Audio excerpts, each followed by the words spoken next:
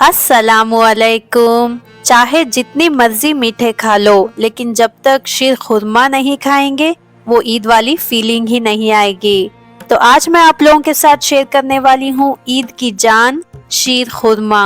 हर कोई शीर खुरमा अपनी तरीके से बनाता है, तो इस ईद पर मेरे इस शीर खुरमा की रेसिपी को जरूर ट्राई करें। वीडियो को एंड तक जरूर देखें और पसंद आए तो दोस्तों याद से चैनल को सब्सक्राइब करना ना भूलें। तो चलिए स्टार्ट करते हैं। सबसे पहले मैंने ड्राई फ्रूट्स को इधर नॉर्मल पानी में 3 से 4 घंटे के लिए भिगने रख दिया था। ड्राई फ्रूट्स में मैंने थोड़े से किशमिश लिए हैं, थोड़े से पिस्ता, चिरौंजी, बादाम एंड काजू। अगर आपको खजूर पसंद है तो सूखे खजूर आप इसी तरह से सोक कर लें। एक्चुअली मेरी फैमिली में कोई पसंद नहीं करता तो मैंने यहाँ पे यूज नहीं किया है। ड्राई फ्रूट्स की क्वांटिटी जो है आप अपने मर्जी के मुताबिक कम ज्यादा कर लें। अब इस तरह से हमें बादाम के छिलके को निकाल लेना है। सिमिलर वे में हमें पिस्ता एंड चिरौंजी के भी छिलके को निकाल लेना है। अब ये देखिए हमने बादाम, पिस्ता एंड चिरौंजी के छिलके को निकाल लिया है और इस तरह से हमें काजू, बादाम एंड पिस्ता को बारीक कट कर लेना है। अब हम एक फ्राइंग पैन ले लेंगे और उसमें ऐड कर देंगे 2 टेबलस्पून घी।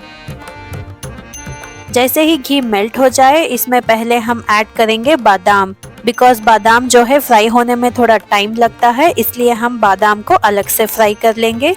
एंड काजू एंड पिस्ता जो है बहुत जल्द फ्राई हो जाते हैं, तो अब हम इसको लो से मीडियम हीट पे तल लेंगे। ये देखिए बादाम को अच्छे से हमने तल लिया है, इसका कलर चेंज होने लगा है। इसको अब हम एक प्लेट में निकाल लेंगे। अब इसी पैन में हम ऐड कर लेंगे कटे हुए काजू, पिस्ता एंड चिरौंजी।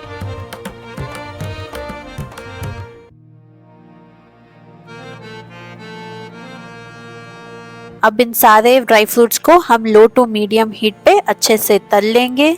अब ये सारे ड्राई फ्रूट्स को हमने अच्छे से तल लिया है, इसको अब हम निकाल लेंगे। इसके बाद इसी में किशमिश ऐड करेंगे और उसको भी तल के निकाल लेंगे। अब ये सारे ड्राई फ्रूट्स को तलने के बाद अब हम 1 कप शीर खुरमा की सेवइयां ले लेंगे और उसको अच्छे से थोड़ा क्रश कर लेना है और इसको भी हम यहाँ पे भून लेंगे। हल्का सा कलर चेंज होने तक सेवइयों को भूनना है, ज्यादा हमें सेवइयों को भूनना नहीं है वरना क्या है सेवइयां जल जाएंगे। ये देखिए सेवइयों को हमने अच्छे से भून लिया है। अब हम इसको एक प्लेट में निकाल लेंगे। नेक्स्ट अब हम एक बड़ा सा पैन ले लेंगे और इसमें ऐड करेंगे 2 लीटर दूध।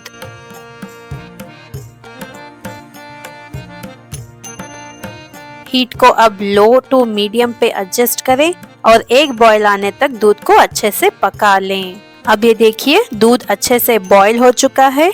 अब हम हीट को लो कर लेंगे और 10 मिनट के लिए लो हीट पे हमें दूध को अच्छी तरह से पका लेना है। जितना आप दूध को पकाएंगे ना उतना ही क्रीमी एंड टेस्टी बन के रेडी होगा आपका शीर खुरमा। इसके बाद इसमें अब हम ऐड करेंगे 1/2 टीस्पून इलायची पाउडर एंड थोड़ा सा जाफरान ऐड कर लेंगे। एक बार अच्छे से मिक्स कर लेंगे। 10 से 12 मिनट अच्छे से दूध पकने के बाद इसमें अब हम ऐड करेंगे 1 कप कंडेंस्ड मिल्क। मिठास जो है आप अपने टेस्ट के अकॉर्डिंग एडजस्ट कर लें एंड अगर आपको पूरा कंडेंस्ड मिल्क नहीं इस्तेमाल करना है तो आप आधा कंडेंस्ड मिल्क डाल लें और आधा शुगर ऐड कर लें। अब इसको हम 5 मिनट के करीब और पका लेंगे।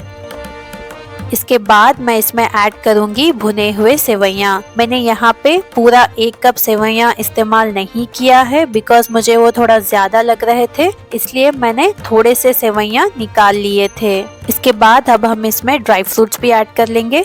थोड़े से ड्राई फ्रूट्स मैंने गार्निश के लिए निकाल लिया है। अब एक बार अच्छे से इसको मिक्स कर लेंगे और इसी तरह से लो हीट पे इसे हम करीब 15 मिनट के लिए पकाएंगे। अब इसी दौरान अब हम इसमें किशमिश भी ऐड कर लेंगे। अब फाइनली 10 से 15 मिनट अच्छे से पकने के बाद ये हमारा क्रीमी एंड डिलीशियस शीर खुरमा बिल्कुल रेडी हो चुका है। अब हम हीट को बंद करेंगे और सर्व कर लेंगे। लास्ट में अब हम इसमें 1 टीस्पून रोज वाटर ऐड कर लेंगे और ये हमारा क्रीमी एंड रिच शीर खुरमा बिल्कुल रेडी हो चुका है। थोड़े से हम इस पे ड्राई फ्रूट्स ऐड कर लेंगे और थोड़े से ड्राई रोज पेटल से हम सजा लेंगे। दिखने में बहुत ही खूबसूरत लगेगा। तो इस वीडियो से मैं इस रमदान सीरीज को एंड करती हूँ। उम्मीद है आप लोगों को मेरे वीडियोस पसंद आए होंगे। कमेंट्स में ज़रूर बताइएगा। इंशाल्लाह जल्दी ही मिलती हूँ मज़ेदार रेसिपीज़ के साथ। एंड आप तमाम लोगों को मेरी और मेरी फैमिली की तरफ से एडवांस में ईद मुबारक। इसी तरह अपना प्यार और सपोर्ट बनाए रखें और अगर मेरे चैनल को अभी तक सब्सक्राइब नहीं किया हुआ है तो प्लीज़ याद से सब्सक्राइब कर दीजिए। मिलती हूँ अगले वीडियो में एक नई रेसिपी के साथ। तब तक के लिए हमें अपनी दुआओं में ज़रूर याद रखिए। अल्लाह हाफिज़।